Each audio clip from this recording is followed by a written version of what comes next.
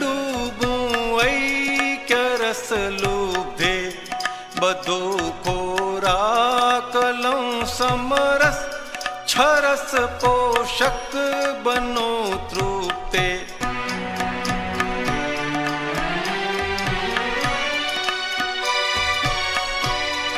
અમારો માલ કળિયુગી નથી કઈ જોશ પુઠિયામાં નથી બંગારમાં બરકત કરુણા છાંટો લુખ્યામાં ત્રિઅંગી ऐक्य उपयोगे स्वपूर्णी भावना भावो हे दादा शक्ति आपो ने परम उपकार आगावूं कर्यूं काव्यूं अनुमोद्यूं जगत गामी करम नींदे हे दादा शक्ति आपो तो अमे सौ पाप ने निंदिए हे दादा शक्ति आपो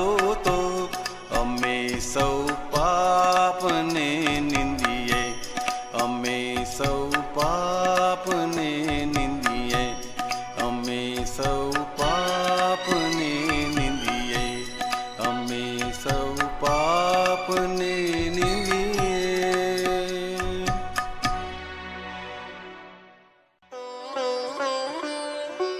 चैप्टर 98 उपवास, उणोदरी, एकादशी की सही समझ।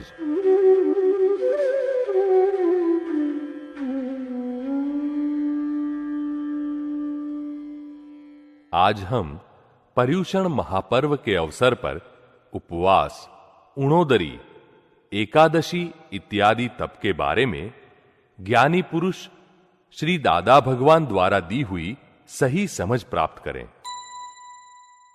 तप के मुख्य दो प्रकार हैं, बाह्य तप और आंतरिक तप। बाह्य तप अर्थात उपवास, आयंबिल इत्यादि करना। जो तप दूसरे देख सकते हैं वह बाह्य तप है। बाह्य तप से भौतिक सुख प्राप्त होते हैं और संसार में अनुकूलताएं व सुविधाएं मिलती हैं। आंतरिक तप अर्थात अदिष्ट तप, जो दूसरे देख न सके ऐसा तप।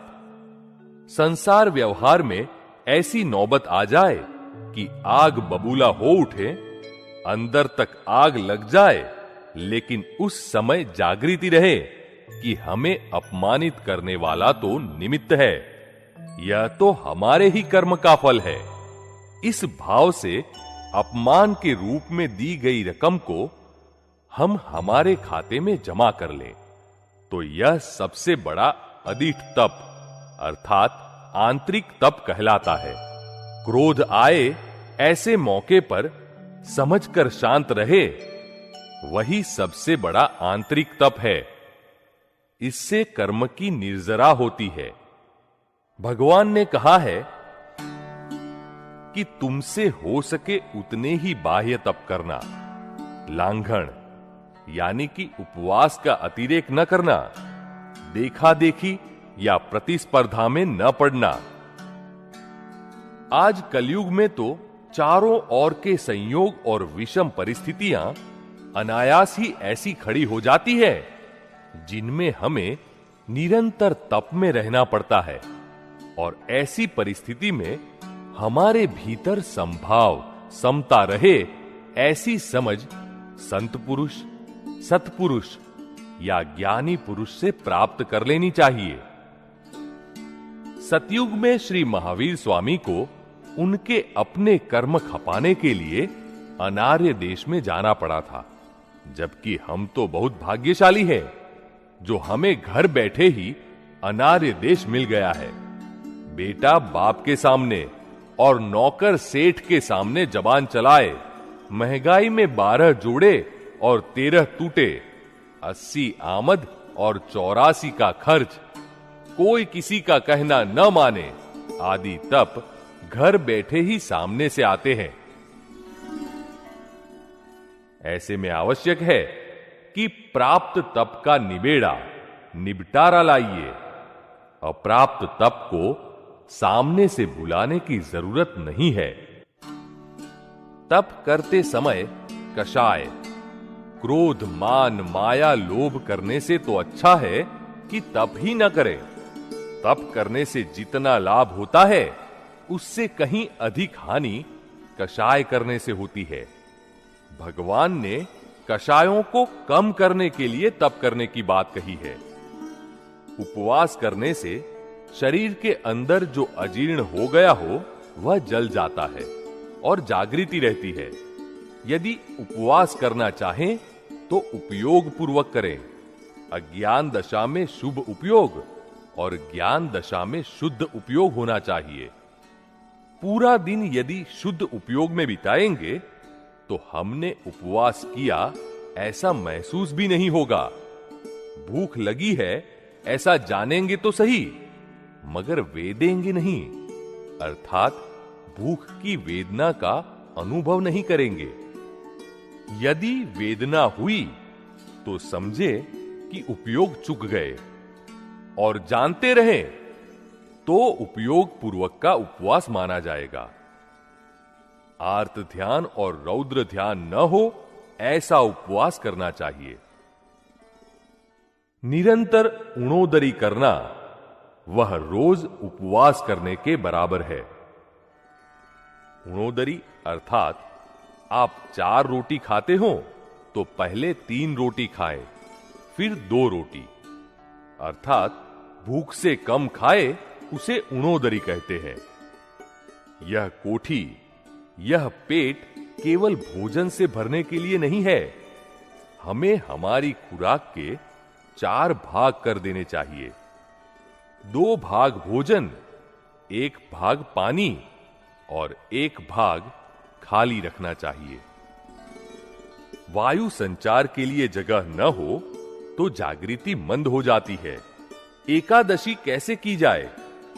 5 कर्मेंद्रियां, 5 ज्ञानेंद्रियां और 11वां मन, इन सभी को निराहारी रखें, वह एकादशी। कानों से सुनाई तो देगा मगर सामने चलकर सुनने की कोशिश न करे। आंखों से दिखाई दे लेकिन देखने के लिए उठकर कहीं न जाए, अर्थात पूरा दिन सामने से चलाकर कुछ न करे। इंद्रियों को आहार न दें, अपने मन को बिल्कुल आहार न दें, अर्थात 24 घंटे निरंतर जागृति में रहे। इस प्रकार की एक ही एकादशी की जाए तो भी आत्मा का स्पष्ट वेदन हो सकता है। आप निश्चय करेंगे तो ऐसी एकादशी का व्रत अवश्य हो सकेगा। इन सब बातों का संक्षिप्त सार इस तरह है। प्राप्त तप का निबटारा लाइए।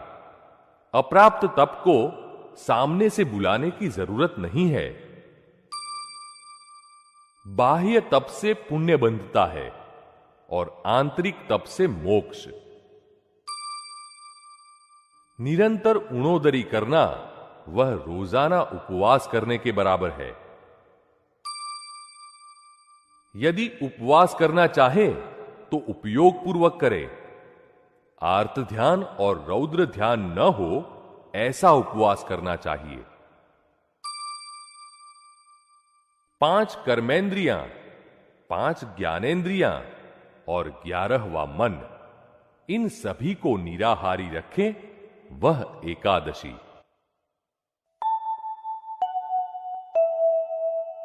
हाइलाइट्स। बाह्य तप से पुण्य बंधता है और आंतरिक तप से मोक्ष।